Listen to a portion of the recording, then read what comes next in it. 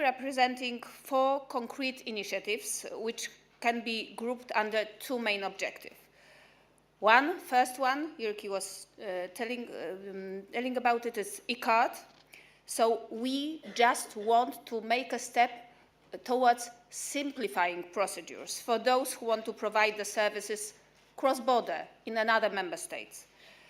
These services providers will simply have to cooperate with a single interlocutor, we call it contact point, in their home country, and which is also very important, in their own language. The home country administration would verify the necessary data, all the necessary obligations, and transmit it to the host member states. The host member states keeps the current power to apply domestic regulatory requirements and to decide whether applicants can offer its services on its territory or not, as I said before. I want to again repeat, the e-card would not affect existing employing obligations or working rights. We are focused for now on business services, so for example, engineering firms, IT consultants, IT services, and construction. Business services and construction. Secondly, we are proposing a new and we think more modern way for member states to work together to regulate the services sectors. This is about regulated professions. And there we propose 2 things. First one, that is dealing with the future, and is binding one, and we call it proportionality assessment. And this is proportionality assessment of the national rules on professional services. We have to ask ourselves, do we really need more than 5,500 regulated professions across Europe? This is the number that is existing for now. So proportionality assessment, we will clarify how member states should undertake a comprehensive, transparent proportionality test before adopting or amending national rules on professional services. This is about future. But also we are proposing the guidance, and this deals with the past, with the legacy. The guidance for national reforms in regulation of professions. And in this framework, in the framework of regulated professions, we are focusing ourselves on the professional services with high growth and job potential. Architects, engineers, lawyers, accountants, patent agents, real estate agents, and tourist guides. And the 4th point of our proposal is an improved notification of draft national laws on services. Currently, EU requires member states to notify national rules on services to the Commission. But the only problem is that majority of the member states do it after the legislation is adopted.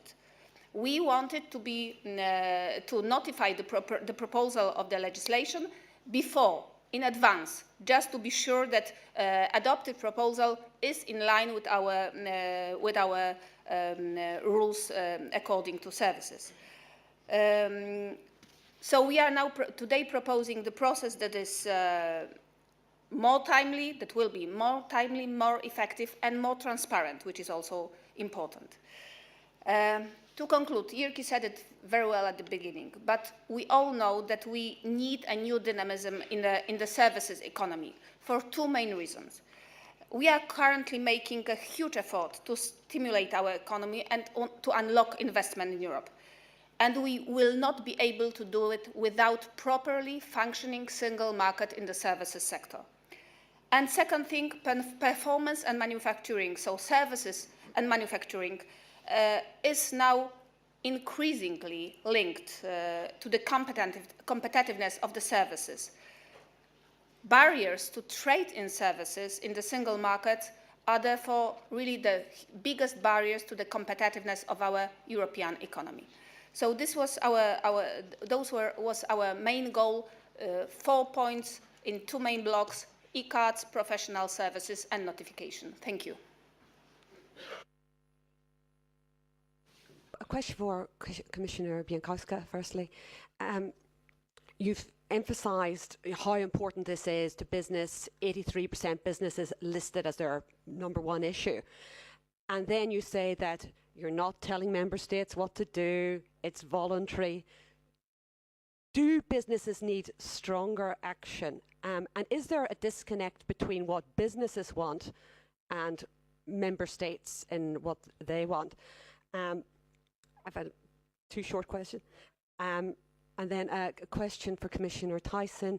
On the gold plating of health and safety regulations, this comes up again and again. People constantly blame the EU for this deluge of regulations.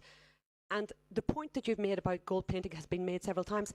But how can you act to stop gold plating? Is there any specific measures that are really concrete rather than issuing just guidance? And finally, to Vice President Katainen, given your exemplary experience in Leicester, will you be encouraging the UK to participate in Erasmus after it has left the EU? Let's start with Commissioner Bieńkowska.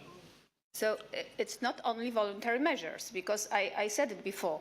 We are proposing a new instrument, e-card, and every one member state will have to establish administration which will be dealing with the company's request to provide the services in the host member states.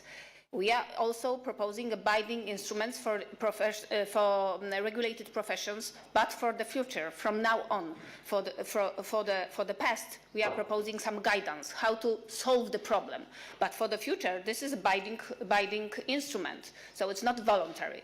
Voluntary it is as far as the disconnection between postal workers and security, social security coordination, and then, as we said, there are specific rules on the posted workers, on social security coordination prevail, but we want to encourage member states to also use the benefits of the e-card, because it will be, as I said, it will be a lot of data. It will be easy also to control the companies. So it's probably some of the member states will agree to join and to use also our e-card data and e-card reservoirs. So it's not only voluntary. We are stressing the voluntary part of the posting workers / services and e-card services, but it's not only voluntary measures. Thank you.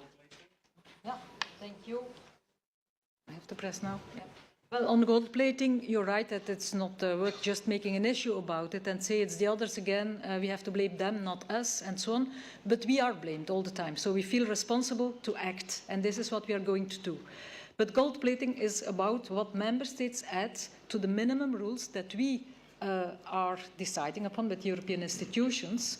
They are free to do so. They can always give better, higher protection, have their own rules on top of it.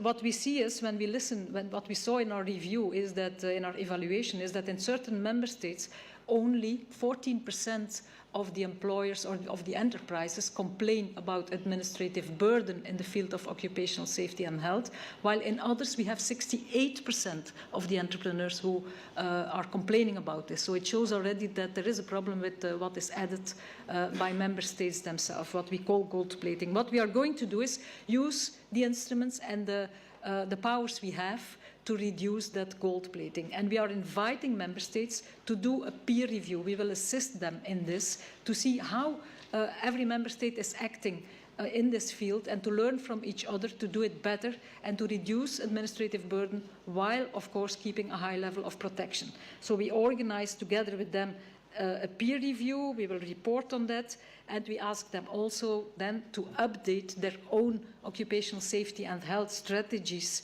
to adapt to the results of this peer review. And all this is foreseen in the roadmap that we produced and that you can find as an annex in the communication that we present today. Vice President on Leicester. Thank you very much. So I know there are people who may think that if the results of Erasmus are the ones you can see in me, it's better to stop the whole program. But, more generally speaking, I don't want to prejudge the outcome of the negotiation between the UK and the rest of the EU. But of course, it's more generally speaking, it's always good if people know each other and learn their cultures and customs. So exchange between the people is valuable assets everywhere. If I I may add a word on Erasmus. I'm not an Erasmus product, but I have 5 people in my cabinet who are. And these are all university people, of course. And we know Erasmus, first and foremost, of exchange between university students. But may I remind you to the youth package, the youth initiative that we launched in December. And there we said that we will also launch Erasmus Pro. And this is meant to make it available also to other students, to vocational education and training and to apprentices. And I think this is very important because all layers of society should have access to Erasmus. Thank you. Okay.